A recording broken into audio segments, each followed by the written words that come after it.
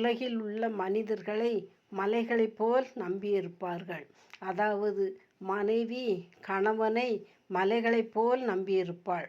பெற்றோர்கள் வயோதிப காலத்தில் பிள்ளைகளை மலைகளைப் போல் நம்பியிருப்பார்கள். இன்னும் பண தேவைக்காக மனிதர்களை மலைகளைப் போல் நம்பியிருப்பார்கள். நண்பர்களை, உடன் பிறந்தவர்களை மலைகளைப் போல் நம்பியிருப்பார்கள்.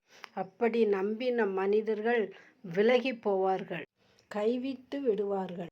அப்படி நம்பி ஏமாந்த மனிதர்களை பார்த்துதான் கர்த்தர் சொல்கிறார், மலைகள் விலகினாலும் என் கிருபை உன்னை விட்டு விலகாது என்று சொல்கிறார்.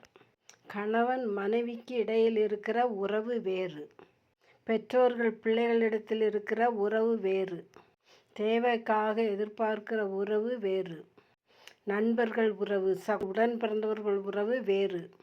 ஆம், அப்படி நம்பின உறவுகள் நிலை பெயர்ந்தாலும், அஸ்திபாரங்களே அசைந்தாலும், அவர்கள் பண்ணின சமாதான உடன்படிக்கை நிலை பெயர்ந்தாலும், நான் உன் பேரில் பண்ணியிருக்கிற சமாதானத்தின் உடன்படிக்கை நிலை பெயராமலும் இருக்கும் என்று கர்த்தர் சொல்கிறார்.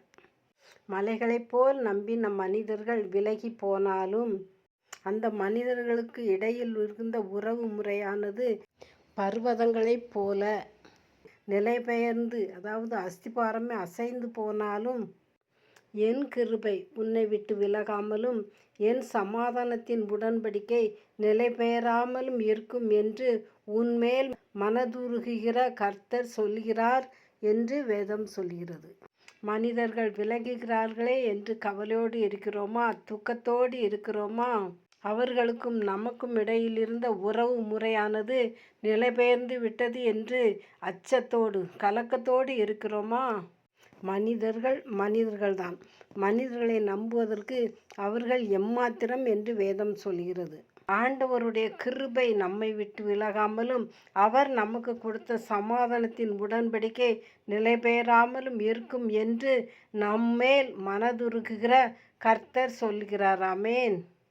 இது 100க்கு 100 உண்மை, அப்படியே பலிக்கும். ஆமேன். அல்லேலுயா.